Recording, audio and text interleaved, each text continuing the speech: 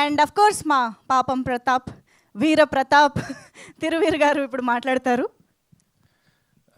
Media వారికి, ఇక్కడికి వచ్చిన గెస్ట్లకి, మీ అందరికీ చాలా థ్యాంక్స్ అండి.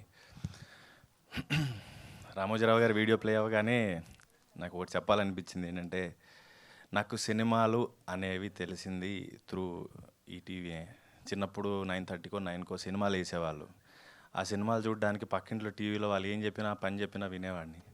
సో మొక్కజొన్నలు అలా, కొత్తిమీర కట్టలు కట్టాలి, వాళ్ళు ఏం చెప్తే అది చేస్తేనే సినిమా చూడనిస్తారు. అలా టీవీలు చూడడం, రేపు వెళ్ళి స్కూల్లో వెళ్ళి దాని గురించి డిస్కస్ చేయడం, రాత్రి సినిమా చూసాము ఇలా ఉండింది అని. అలా నాకు సినిమాలు పరిచయం. అండ్ ఈరోజు ఈటీవీ విన్కి నేను ఒకసారి సారీ కూడా చెప్పాలి. ఇక్కడే ఉన్నాడు అనురాగ్, ఇక్కడే ఉన్నాడు. వీరాంజనేయులు విహారయాత్ర తీసుకొచ్చినప్పుడు కొత్త ఓటీటీ ఏం చేస్తారో, ఎక్స్క్లూజివ్ ఓటీటీ అంటున్నారు, ఎందుకులే బ్రో థియేట్రికల్ ఫిల్మ్ చేద్దామని.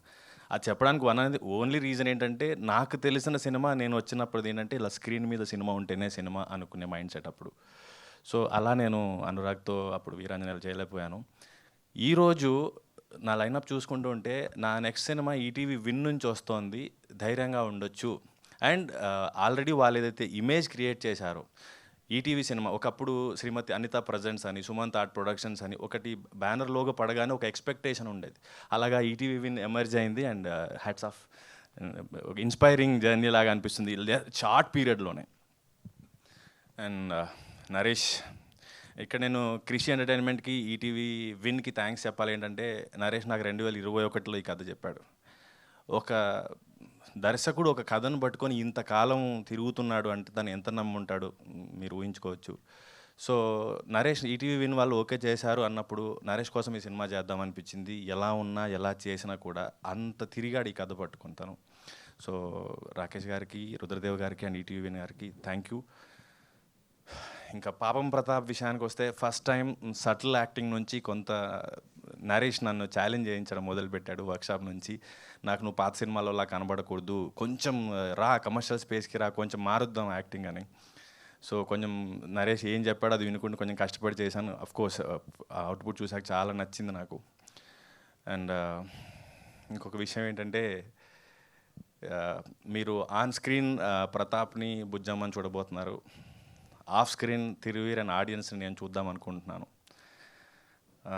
ప్రతాప్కి, తిరువీర్కి కామన్ పాయింట్ ఏంటంటే, బుజ్జమ్మ ఎలా అయితే చిన్నప్పటి నుంచి ఇష్టపడి 3 రోజుల్లో ఎలా అయితే వెళ్ళిపోతుందో, ఆడియన్స్ సినిమాలు బాగున్నాయి అంటారు ఓటీటీలో చూస్తూ ఉండే. సో ఈసారి అది బ్రేక్ అవ్వాలని కోరుకుంటున్నాను.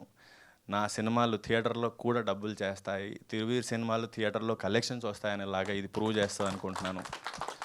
సో ఈసారి సినిమా రిలీజ్ అయ్యాక వచ్చే అప్రిసియేషన్ ఓటీటీ నుంచి కాకుండా థియేటరికల్గా నంబర్స్తో పాటు అప్రిసియేషన్ వస్తుందని నేను చాలా కాన్ఫిడెంట్గా ఉన్నాను పాపం ప్రతాప్ గురించి.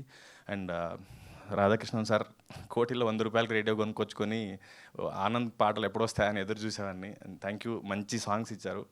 అండ్ మా డిపార్ట్మెంట్ మొత్తానికి, డైరెక్షన్ డిపార్ట్మెంట్, ఆర్ట్ అందరికీ కూడా థ్యాంక్ యూ సో మచ్, బాగా కోఆపరేట్ చేశారు. April 17th మీకు యాక్చువల్గా మీరు చూసిన టీజర్ ఏదైతే ఉందో, ఇందులో more than Pratap and Bujjamma నేను ఎంజాయ్ చేసింది ప్రతాప్ అండ్ వాళ్ళ నాన్న. ఈ సినిమా చేస్తున్నప్పుడు చాలాసార్లు మా నాన్న గుర్తొచ్చాడు నాకు. మా నాన్న ఉంటే ఇలాగే సపోర్ట్ చేసేవాడేమో, ఇలాగే గద్దించేవాడేమో అని. మీరు ఎంత నవ్వుతారో అంత ఏడుస్తారు. ఈ సినిమా కంప్లీట్ మీ ఫ్యామిలీ మొత్తం కూర్చుని చిన్నపిల్లలతో సహా తీసుకెళ్ళి చూసే సినిమా. ఎక్కడ అసభ్యకరంగా కానీ అభ్యంతరకరంగానే ఉండదు. April 17th థియేటర్స్లో కలుద్దాం. Thank you.